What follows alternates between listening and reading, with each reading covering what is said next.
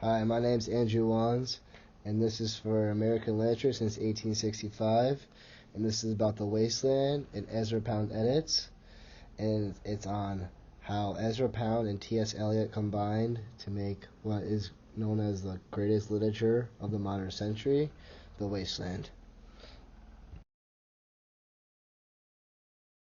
Thomas Stearns Eliot was an American-born British writer, playwright, and literary editor. He is considered one of the greatest poets of the 20th century, and his works are known for modernist themes and innovative use of language. Eliot's most famous work was The Wasteland, published in 1922. This long, complex poem is considered one of the most important works of the modernist literature and is known for its fragmented structure. This is the legendary poem The Wasteland, written by T.S. Eliot, published in 1922. It is most known for its fragments and relatable emotion, imagery, and disillusionment of the modern society in the post-World War I era. Who was Ezra Pound? Ezra Pound was an American poet, critic, and literary genius. He was a central figure of the modernist movement in the 20th century. He was born in Idaho, raised in Philadelphia and London. He then later moved back to London back in 1908, where he became a prominent figure in influencing writers such as T.S. Eliot. My thesis on Ezra Pound's edits is that Ezra Pound was such a prominent figure in the post-World War I era and its modernist ideologies that his role in this poem was a huge part of why it was so successful. Him and T.S. Eliot would go on to edit this and cut out almost half of the poem in just Ezra's editing. Ezra Pound's very prominent role in modern ideologies in the post-World War I era is what helped make this poem so great. Him and Eliot first collaborated in 1914, and Ezra's collaboration helped see Eliot's own poem in a new way that he has never seen before. This is a very short clip on a legendary YouTube channel about Ezra Pound and T.S. Eliot's roles in creating The Wasteland. This was very insightful and helpful into thinking what happened and what they were thinking during that time. When Ezra Pound had first got his hands on The Wasteland's draft, he noted how long and wordy it was. This was a recurring feature, therefore causing Ezra to cut out almost 70 lines worth of words. This was a very big edit, and this also took over 3 years to do.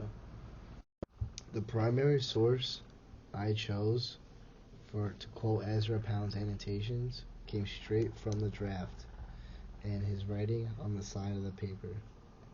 Ezra would critique but also praise Eliot and his findings.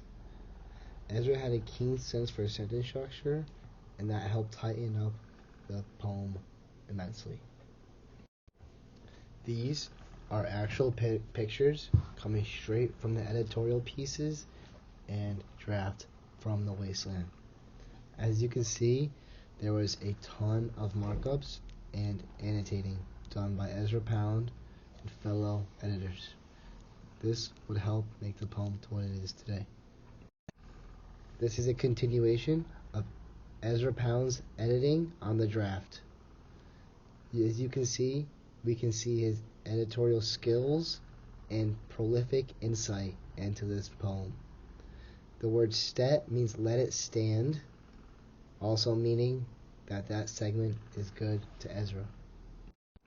Although hesitant at first, Eliot became very confident in Ezra's ability to edit and change his own piece of literature.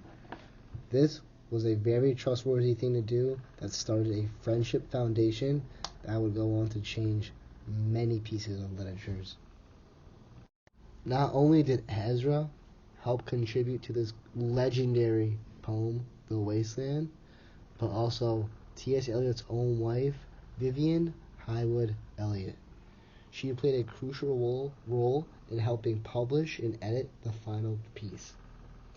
She was also alluded to in A Game of Chess. This secondary quote came from an article on Ezra Pound's editing style and his significant impact on the wasteland. The quote talks about how Eliot can work on his sentence structure, saying it's too loose, and even sometimes Eliot can go on rambling sentences about undesirable topics. This is a continuation from the previous slide on the same quote. I broke it up to better explain each part, because this part talks about how Ezra would struggle between his thoughts and Eliot's thoughts and forming in them into one thought.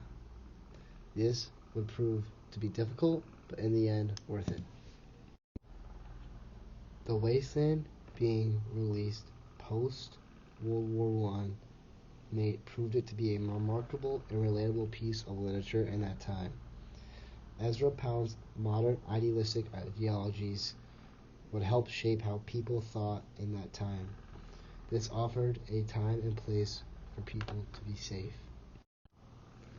Lastly, Ezra Pound left behind a vast legacy, spanning from literature to screenplay to theater.